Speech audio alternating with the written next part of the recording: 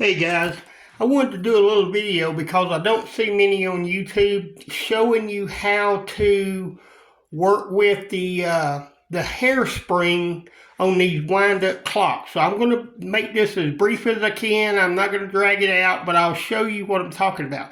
This clock here, I took apart and it works. Okay.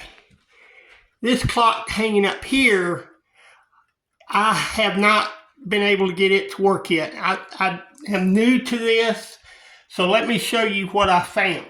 Okay, first of all, we're going to come over here to the clock that's running. Hopefully I can get this in here where you can see it. Okay, you see, okay, I'm going to try to point to it. Right there, there's a hairspring, you can see it, and that causes this flywheel to go back and forth, which moves whatever. But anyway, that hairspring, I'm going to try to show you. There's a lever right here, and that's what slows down or speeds up the movement. You can see right here, it goes down here, and I'm going to show you on the other clock. You'll be able to see it a lot better. But right there, it turns and goes in. I don't know if I can get in there. Okay, where the spring's moving back and forth, if you look down under it, you'll see a sideways slot. Okay, that spring wire goes through that, and then when you move this lever back and forth, it puts tension on that spring and slows down or speeds up the movement. Okay, now let me show you if I can get my tweezers here.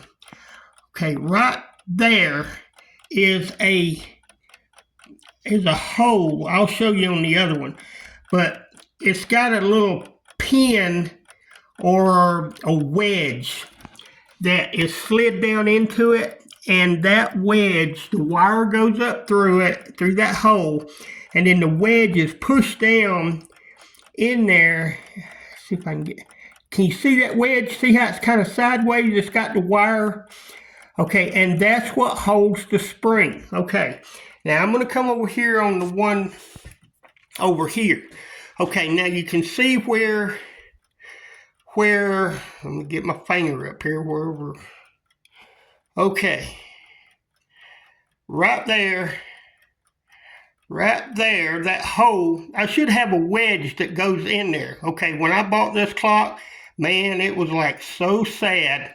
And it's missing this piece of wedge here. Now, if you look down, I'm going to see if I can move this lever. There's the lever. You can see the lever right there. Okay. And you can see where it turns and goes in. And I'm going to come back around here. And you see right there, see if I can back up. See the slot right there? Okay. This is the flywheel and the hairspring right here. See if I can get clear enough here where you can see it. Okay. Right here is the end of the hairspring. It's so small, it's hard to really get a good, look at it. But anyway, when you put this in, the flywheel goes in this way. The hairspring will be, well, when you take it out, you'll see how it goes. And it's so easy to take out. So let me just show you real quick. Okay, I'm going to lay it down right here. Let me come around here and show you. Okay, where it goes in, right here, right? Okay, on the outside, on the back right here, is this little nut. Right there, that little nut. Okay, it's a righty-tighty, lefty-loosey, but just turn it slowly until you get this flywheel pin. Let me see if I can get it where you can see it. See that? It's like riding on pins. It's like a, see, on both sides. But when you got it down in here, just keep very carefully moving it around until it just comes out. Don't take that nut out. Just loosen it just enough that you can get that flywheel out. And the spring will go with the flywheel. But if your spring is through this hole or down here where I was showing you, it goes through that lever, through the lever slot down there. Hang on, let me. That slotted lever hole right down there, that kind of square, long-looking jobby, it'll go through that and then up around and up into this hole here. Man, my fingers are just all over the place. And up into here. So be careful with your spring. Just pull it back through and pull it out if you need to get it out. It's just slid through. It's not attached in any way. There's nothing other than that wedge that I'm missing to hold it in place. And like I say, I don't know if I can. I've got light over this thing, so it's kind of.